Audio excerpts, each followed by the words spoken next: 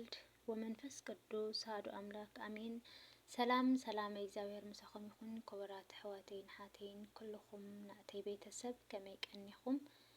እንኳዕ ኣብፅሐኩም ንወርሓዊ በዓል ሊቀ መላእክት ቅዱስ ሚካኤልና ወርሓዊ በዓሉ ናይ ጻድቕ ኣባ ሳሙኤል ዘዋልድባ ናይ ኩሎም ቅዱሳን በዚ ዕለት እዚ ተኸቢሮም ዝውዕሉ እንኳዕ ኣብፅሐኩም። በረከቶም ኣማላድነቶም ኣይፈለየና። እምበር ከዓ በረከት ንምክፋል ናይ ቅዱስ ሚካኤል ግጥምና መንፈሳዊ ግጥሚ ናይ ኣባ ሳሙኤል ሒዘ መፅእ ኣለኹ። ናይ ክልቲኦም ቅዱሳንና ምሳይ በረከት ተኻፈሉ ሓቢርና ንካፈል። እሺ ናይ ቅዱስ ሚካኤል መንፈሳዊ ግጥሚ። ናይ ልበይ ብርሃን ኣብዛ ልበይ ስእልኻ ሰቒለ ከም ኣፎምያ ኣብ ምልጃኻ ዓቒለ ሳለኻ እነኹ ረጊኤ ዝጊለ ዘይሓልፍ ዝመስል ጸልማት ተሳጌረ ዘይሓልፍ ዝመስል ጸልማት ተሳጌረ ኣብ ኣዳራሽ ልበይ ስምካ ተወቒሩ ነበልባል ክንፍኻ ነዛርሖይ ጸይሩ ኣሳጊርኒ ማዕበል ከምቶም ዝሰገሩ ክፍለ ኣካላተይ ንስምካ ብሓደ ይዝምሩ ክፍለ ኣካላተይ ንስምካ ብሓደ ይዝምሩ ጉዕዘና መሪሩ ስቓይና ከይበዝሖ ኣፍ ደገ ልብና ብተስፋ ክርሖ ሚካኤል ደገፍካ ንልምን ኣሎና ብፍቕሪ ንማሙቕ ዝቖረረ ቤትና ብፍቕሪ ክማሙቕ ዝቖረረ ቤትና ከምቲ ዝወፈርካ ምስ ንጉስ ሕዝቅያስ ስምካ ምስ እንጽውዕ ኣብ ቅድሚኦም እሕለፍ ምስቲ ብዱል ህዝቢ ንስኻ ተሰለፍ ኣብ ዝባኖም ይውዓል እቲ ናትካ ሴፍ ኣብ ዝባኖም ይውዓል እቲ ናትካ ሴፍ ረደና እናበሉ ተጸዊዖም ስምካ ርዳዮም ሚካኤል ንኹሎም ደቅኻ ዘከራ ንጽዮን ይዘርጋሕ ብላዕሊ ኣኽናፍካ ዘከራ ንጽዮን ይዘርጋሕ ብላዕሊ ኣኽናፍካ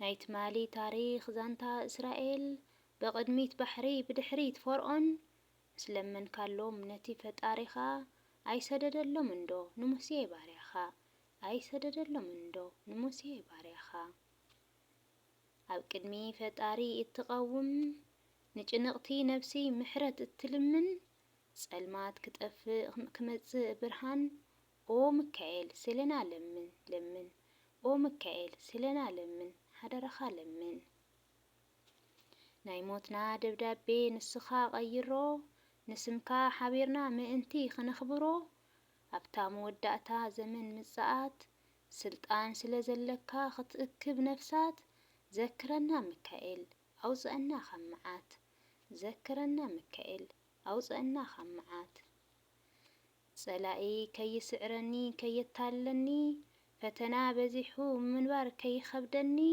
ናብ ልዑል ጎይታ ሚካኤል ኣተዓርቐኒ ናብ ልዑል ጎይታ ሚካኤል ኣተዓርቐና። ስብሐት ለእግዚአብሔር ወለወላዲቱ ድንግል ወለመስቀሉ ክቡር ይኹን አሜን። እሺ ናይ ኣባ ሳሙኤል ዘዋልድባ መንፈሳዊ ግጥሚ።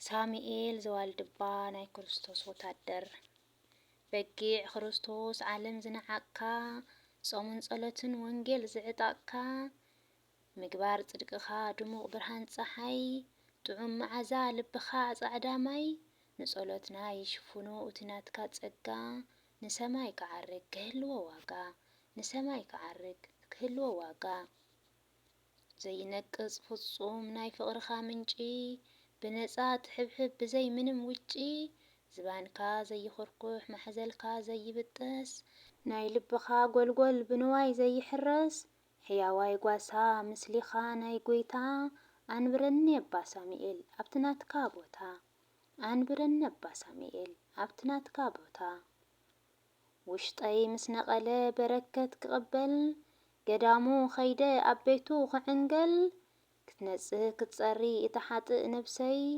ጸረይ የራጉፎ ኣስሚሩ ትምኒተይ ክሳደይ ኣቕኒዐ ብጸሎት ሓይሉ ክሳደይ ኣቕኒዐ ብጸሎቱ ሓይለይ ወንጌል ክርስቶስ ጽንዓት ዝዕጣቑ እኽለማይ ዘይኮነ ጾም ጸሎት ዝስንቁ ድራር ጽጉማት ናይ ውፅዓት ኣቦ መዘና ዘይብሉ መዳርግቲ ኣልቦ መዘና ዘይብሉ መዳርግቲ ኣልቦ መኸሪ ፈሪሓ ማዕተበይ ከይብንጥስ ንቕድሚት ገዲፉ ንድሕሪት ከይግስግስ ንእስነት ዕድመይ ብኾንቱ ከይሓልፍ ሓግዘኒ ኣባ ሳሙኤል ንድሕሪት ከይተርፍ ሓግዘኒ ኣባ ሳሙኤል ንድሕሪት ከይተርፍ።